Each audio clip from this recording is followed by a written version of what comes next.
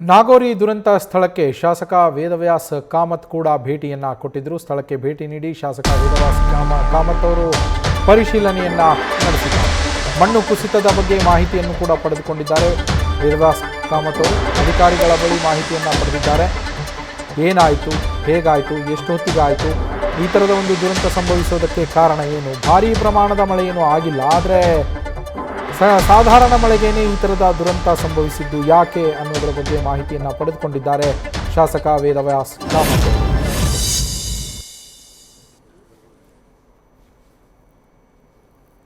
ದೃಶ್ಯಗಳಲ್ಲಿ ಗಮನಿಸ್ತಾ ಇದ್ದೀರಾ, ಶಾಸಕರು ಘಟನಾ ಸ್ಥಳಕ್ಕೆ ಭೇಟಿಯನ್ನ ನೀಡಿ ಪರಿಶೀಲನೆ ನಡೆಸ್ತಾ ಇರುವಂತಹ ದೃಶ್ಯಗಳನ್ನು ನೀವೀಗ ನೋಡ್ತಾ ಇದ್ದೀರಾ.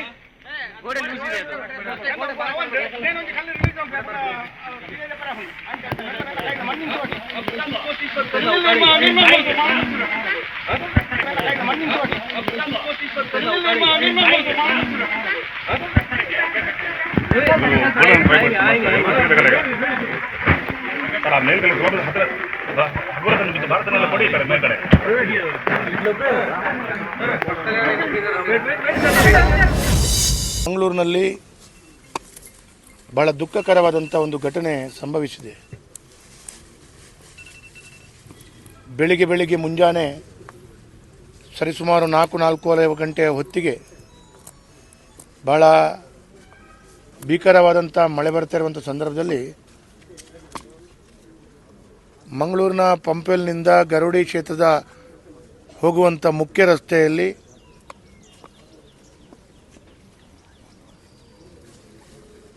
ಒಂದು ಕಂಪೌಂಡ್ ಕುಸಿದು ಹಳೆಯದಾದಂಥ ಮಣ್ಣಿನ ಮನೆಯ ಗೋಡೆ ಇರುವಂಥ ಮನೆಗಳಿಗೆ ಕುಸಿದು ಬಿದ್ದು ಈಗಾಗಲೇ ಬಂದಂಥ ಪೊಲೀಸ್ ವರದಿ ಮತ್ತು ಇನ್ನಿತರ ಜನರ ಅಧಿಕಾರಿಗಳಂತ ತಿಳ್ಕೊಂಡ ಹಾಗೆ 3 ಜನರ ಜೀವಕ್ಕೆ ಅಪಾಯ ಹಾಗೆ ಜೀವ ಹಾನಿಯಾಗಿದೆ ಅಂತೇಳುವಂಥದ್ದನ್ನು ತಿಳ್ಕೊಂಡು ಬಂದಿದೆ. ಇನ್ನೂ ಕೆಲವರಿಗೆ ಪೆಟ್ಟಾಗಿದೆ. ಅದು ಅವರು ಚಿಕಿತ್ಸೆ ಮಾಡುವಂಥ ರೀತಿಯ ಎಲ್ಲ ಕೆಲಸ ಕಾರ್ಯಗಳಾಗ್ತಾ ಇದೆ. ಒಟ್ಟಾರೆ ಈಗಾಗಲೇ ನಾನು ಇನ್ನೂ ಇದಾದ ನಂತರ ಆಸ್ಪತ್ರೆಗೆ ಹೋಗಿ ಭೇಟಿ ಕೊಟ್ಟು ಚಿಕಿತ್ಸೆ ಇರುವಂಥ ಆ ಎಲ್ಲ ಬಂಧುಗಳನ್ನು ಕೂಡ ಅವರ ಆರೋಗ್ಯ ವಿಚಾರಣೆ ಮಾಡುವಂಥದ್ದು, ಅಧಿಕೃತವಾಗಿ ವೈದ್ಯರ ಹತ್ರ ಮಾತಾಡಿಸ್ಕೊಂಡು ಅದರ ಎಲ್ಲ ಸಂಪೂರ್ಣವಾದಂಥ ಮಾಹಿತಿಗಳನ್ನು ತಿಳ್ಕೊಳ್ಳುವಂಥ ಪ್ರಯತ್ನಗಳನ್ನು ಮಾಡ್ತೇನೆ. ಆದರೆ ಒಟ್ಟಾರೆಯಾಗಿ ಹೇಳಬೇಕು ಅಂತೇಳಿ ಆದರೆ ಇದೊಂದು ಹಳೆಯದಾದಂಥ ಒಂದು ಕಂಪೌಂಡ್. ಆ ಕಂಪೌಂಡ್ ದೊಡ್ಡದಾದ ಕಂಪೌಂಡು, ಎಕರೆಗಟ್ಟಲೆ ಇರುವಂಥ ಕಂಪೌಂಡ್ನಲ್ಲಿ ಭಾಳ ಹಳೆಯ ಪುರಾತನವಾದಂಥ ಮಣ್ಣಿನ ಮನೆ ಇರುವಂಥ ಒಂದೇ ಮಾಡಿನಡಿಯಲ್ಲಿ 4 ಮನೆಗಳು, ಸಣ್ಣ ಮನೆಗಳು, ಕೂಲಿ ಕಾರ್ಮಿಕರಿಗೆ, ಕಾರ್ಮಿಕ ವರ್ಗದವರಿಗೆ ಉಳ್ಕೊಳ್ಳುವಂಥ ದೃಷ್ಟಿಯಲ್ಲಿ ಇದ್ದಂಥ ಮನೆಗಳು. ಹಾಗಾಗಿ ಅದರ ಹಿಂದುಗಡೆ ಒಂದು ದೊಡ್ಡದಾದ ಒಂದು ಕಪ್ಪು ಕಲ್ಲಿನಲ್ಲಿ ಕಟ್ಟಿದಂಥ ಒಂದು ವಾಲ್, ರಿಟೈನಿಂಗ್ ವಾಲ್ ಥರ ವಾಲ್ ಇತ್ತು. ಆ ವಾಲ್ ಕಲ್ಲಿನ ವಾಲ್, ಕೆಂಪು ಕಲ್ಲಿಂದು ಮತ್ತು ಕಪ್ಪು ಕಲ್ಲಿಂದು, ಅದು ವಾಲ್ ಸಡನ್ನಾಗಿ ಬಿದ್ದಾಗ ಮಲ್ಕೊಂಡಿದ್ದವರ ಮೈ ಮೇಲೆ ಬಿದ್ದು ಅವರಿಗೆ ಬಹಳ ವಿಪರೀತವಾದಂಥ ಗಾಯಗಳು ಮತ್ತು ಅದರಲ್ಲಿ ಕೂಡ 2 ಸಣ್ಣ ಮಕ್ಕಳು, ಶಾಲೆಗೆ ಹೋಗುವ ಮಕ್ಕಳು, ಅದರಲ್ಲಿ ಕೂಡ ಒಂದು ಹುಡುಗಿ ಕಪಿತಾನಿವ ಶಾಲೆಯಲ್ಲಿ ಕಲಿತಿರುವಂಥ ವಿದ್ಯಾರ್ಥಿನಿ, ಹಾಗೆ 2 ಮಕ್ಕಳು ಅಸುನೀಗಿದ್ದಾರೆ ಮತ್ತು ಒಂದು ಮಹಿಳೆ ಅಸುನೀಗಿದ್ದಾರೆ ಅಂತ ಹೇಳುವಂಥದ್ದು ಇವತ್ತು ಸಿಕ್ಕಿದಂಥ ಮಾಹಿತಿ. ಈಗಾಗಲೇ ನನಗೆ ಬೆಳಿಗ್ಗೆ ವಿಷಯ ಗೊತ್ತಾದ ಕೂಡಲೇ ನಾನು ಜಿಲ್ಲಾಧಿಕಾರಿಗಳಿಗೆ ಮಾತಾಡಿದ್ದೇನೆ. ಅದಕ್ಕೆ ಜಿಲ್ಲಾಧಿಕಾರಿಗಳು ಸರ್ ನಾನು ಹೋಗ್ತಾ ಇದ್ದೇನೆ, ಇಲ್ಲಿ ಬರ್ತಾ ಇದ್ದೇನೆ ಅಂತ ಹೇಳಿದರು. ಹೋಗಿ ಬಂದ ನಂತರ ಪುನರಪಿ ನಾನು ಜಿಲ್ಲಾಧಿಕಾರಿಗಳು ಮಾತಾಡುವಾಗ ತಕ್ಷಣ ಅದಕ್ಕೆ ಪ್ರಕೃತಿ ವಿಕೋಪದ ಪರಿಹಾರ ಅಂತೂ ಸಿಗುತ್ತೆ, ಕೊಡ್ತಾರೆ.